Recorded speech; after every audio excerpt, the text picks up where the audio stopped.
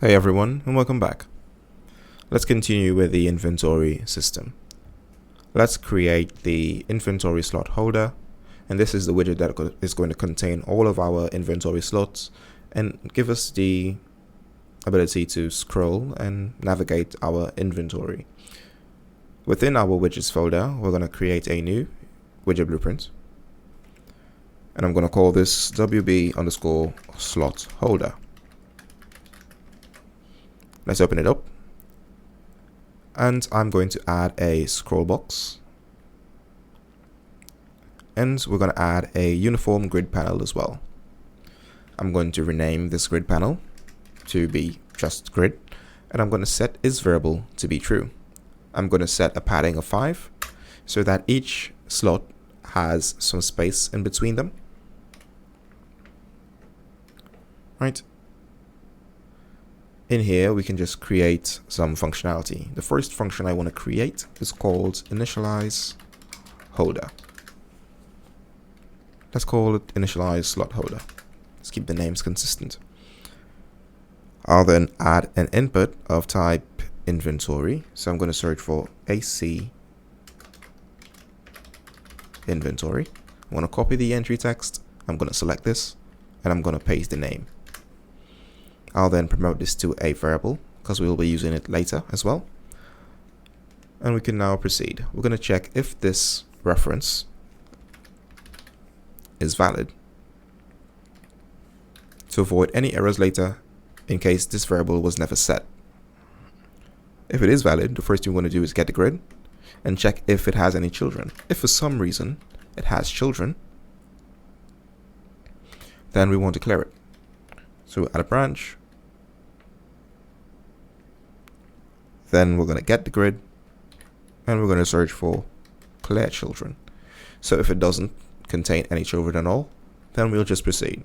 If it does, then we clear it and recreate the slots. So the next thing we want to check for is if the inventory slots as an individual, is there any within the inventory? So we can do this by storing all of them within an array and then getting the array and check if the inventory array contains anything at all. So I'm going to create a variable called inventory slots, and this will be of type inventory slot widget, and we're going to make this an array.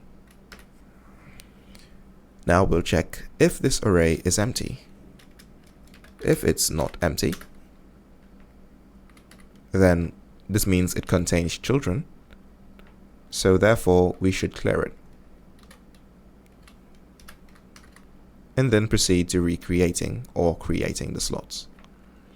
So if this is false, then we'll connect to this second branch. I'll just bring this down to keep things clean.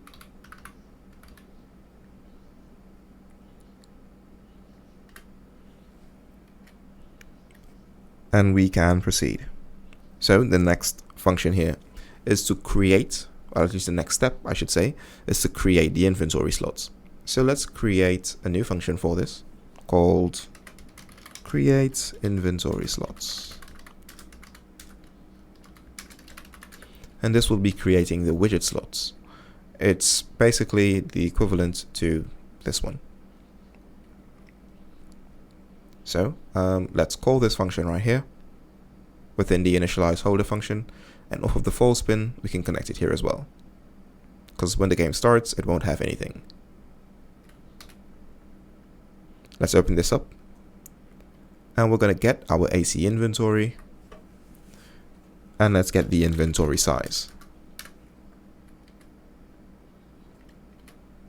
Now we're going to do a for loop.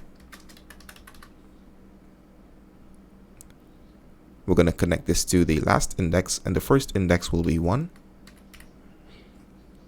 And then we want to create a slot for each inventory size entry that we have. So I'm going to search for create widget, and I want to select the WB inventory slot. And I think we should pass this data along in case we need it later. So I'm going to copy this function by selecting and hitting Ctrl+C, opening my inventory slot and hitting Ctrl+V. I'll then select it and make sure it's instance editable and expose on spawn. With this done, we can refresh the create widget function within our slot holder, and you can now see the entry is here. We can now pass that data along without having to recreate and store the data again. Next, we'll get the inventory slots array, and we're going to add an element to it. So for each element added, we're going to store it in this array, and we can use this array later so we can get a reference to the exact slot that we want to update without having to destroy the entire inventory and recreate it again over and over and over again. And since we have a reference to the inventory slot in the inventory slot widget, we can get it, and let's update the index by using a set members in as inventory slot.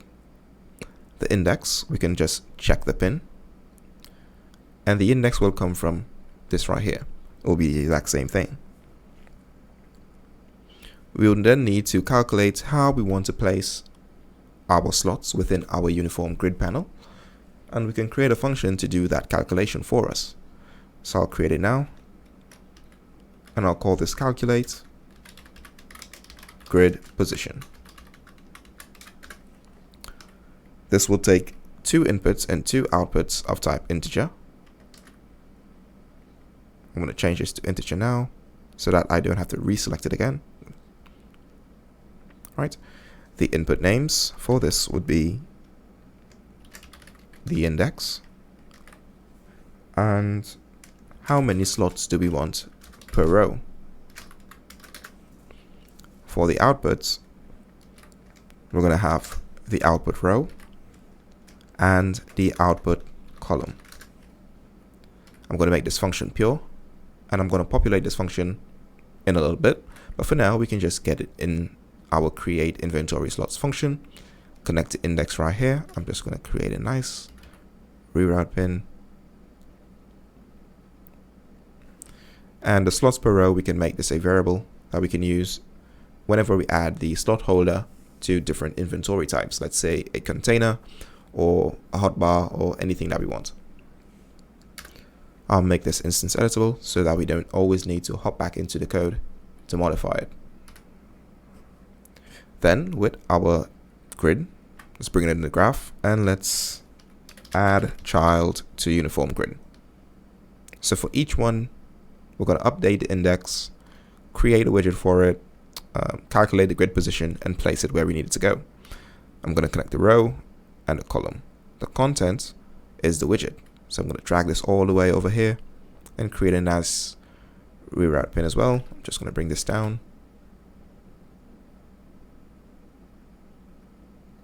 It's a bit messy, but I'll have to do. Now let's just align everything. So we're going to drag off of the return value here and set the alignment. I'm going to select vertical alignments, and I'm going to drag off again and set the vertical. So I had horizontal and vertical alignment. I'm going to set them to be center, so it's always neat and organized. Compile. For the slots per row, I'm going to give it a default value of 5. This means we're going to have 5 slots per row.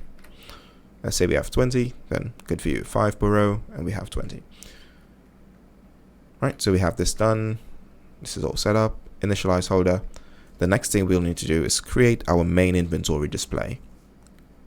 I'm thinking we should separate that a bit. So in the next episode, we're going to create our main inventory display, and we'll add the slot holder to it and display all of our inventory slots on screen. That's it for this one, guys. See ya.